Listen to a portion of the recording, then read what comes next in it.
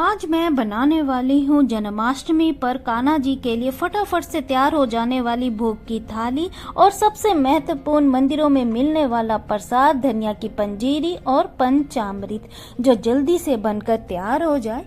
चलिए रेसिपी को शुरू करते हैं। नमस्कार दोस्तों, तो ये मैंने 1 कप लिया साबुत धनिया और इसको हल्के फ्लेम में, स्लो फ्लेम में इस तरह से रोस्ट कर लेंगे। जैसे ही हल्का सा कलर आ जाए और हल्की सी खुशबू आने लग जाए तो गैस को, फ्लेम को कर देंगे ऑफ और मैं इसको निकाल दूंगी प्लेट में ठंडा होने के लिए। और उसी कढ़ाई में मैं डाल दूंगी 1 कटोरी मखाने और ऊपर से डाल दूंगी 1 टीस्पून देसी घी और इसको भी हल्का कलर आने तक इस तरह से रोस्ट कर लेंगे। तो जैसे ही हल्का सा कलर आ जाए अब मैं इसको निकाल दूंगी प्लेट में। तो ये देखिए, अब मैं इसको रख देती हूँ साइड में। अब मैं उसी कढ़ाई में 2 टेबलस्पून डाल दूंगी देसी घी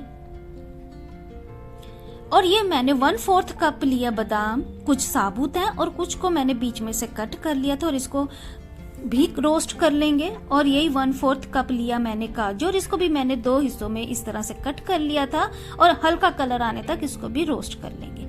और ये मैंने लिया है थोड़ा सा नारियल, जिसको मैंने पतली और लंबी स्लाइस में कट कर लिया है। इसको डाल देंगे, बस इसको हल्का सा भुनेंगे, ज्यादा रोस्ट नहीं करेंगे। और अब मैं डाल दूंगी 1/4 कप खरबूजे के बीज, ये जरूर डालिएगा। इसको भी इस तरह से हल्का सा रोस्ट कर लेंगे। और अब मैं ये डाल दूंगी 2 बड़े चम्मच डेसिकेटेड कोकोनट, मैं दोनों डाल रही हूँ। आप चाहे तो डेसिकेटेड कोकोनट या फिर नारियल भी डाल सकते हैं। और बाद में मैं ये डाल दूंगी मखाने और उसी प्लेट में जो ड्राई फ्रूट्स थे थोड़े वो मैं निकाल लूंगी जो रोस्ट किए थे। और ये 1/4 कप डाल दूंगी मैं किशमिश। किशमिश को हम सिर्फ हल्का सा गर्म करेंगे, इसको रोस्ट नहीं करेंगे। 2 टेबलस्पून डाल दूंगी मैं कलौंजी और इस तरह से इसको भी स्टर कर लेंगे और गैस की फ्लेम को कर देंगे ऑफ। और यहाँ जो धनिया था वो भी ठंडा हो गया है। अब मैं इसको डाल दूंगी मिक्सिंग जार में। तो इस तरह से डाल देते हैं और इसको हमने दरदरा पीसना है, ज्यादा बारीक नहीं करेंगे, पाउडर नहीं बनाएंगे। तो इसकी मैं कंसिस्टेंसी एक बार आपको दिखा देती हूँ। तो ये देखिए, ये एकदम दरदरा पीस कर तैयार है। अब मैं इसको निकाल दूंगी प्लेट में और इसको अब हम रख देते हैं साइड में। उसी मिक्सिंग जार में ये जो हमने निकाले थे मखाने और ड्राई फ्रूट्स उसको डाल देंगे और इसको भी मैं दरदरा इस तरह से पीस लूंगी। तो ये देखिए एकदम दरदरा हो गया और इसको भी प्लेट में निकाल लेते हैं। और इसकी कंसिस्टेंसी आप देख सकते हो। गैस की फ्लेम को कर देंगे मीडियम पे और ये जो धनिया था इसको डाल देंगे और इस तरह से सबके साथ मिक्स कर लेंगे। जैसे ही हल्का सा गर्म हो जाए और गैस की फ्लेम को कर देंगे ऑफ। तो ये हमारी पंजीरी बनकर तैयार है। और अब मैं इसमें डाल दूंगी 1/2 टीस्पून इलायची पाउडर। इसको भी इस तरह से मिक्स कर लेंगे। अब मैं ले लूंगी 2 टेबलस्पून मिश्री। ये सिंपल मिश्री, आप चाहे तो धागे वाली मिश्री भी ले सकते हो और इसको फाइन पाउडर बना लेंगे। आप चाहे तो चीनी या फिर भूरा भी डाल सकते हो। तो ये देखिए, ये एकदम पाउडर बनकर तैयार है। और अब मैं बड़ी थाल में निकाल दूंगी इस पंजीरी को। जो ड्राई फ्रूट्स थे वो जो हमने पीसे थे वो डाल देंगे। साथ ही मैं डाल दूंगी ये मिश्री। आप अपने अकॉर्डिंग मीठा इसमें कम या ज्यादा कर सकते हो।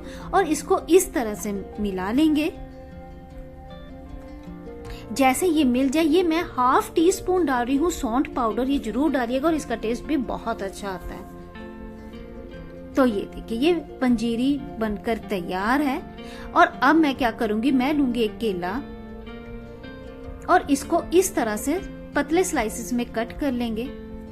मैं इसको छिलके के साथ ही कट कर रही हूँ, आप चाहे तो छिलका भी निकाल सकते हैं। और अब मैं ले लूंगी 1 परात और उसमें मैं जितना मुझे भोग लगाना है कान्हा जी के लिए, कटोरी में पंजीरी निकाल लूंगी। केले कट किए थे वो मैं इसमें ऐड कर दूंगी।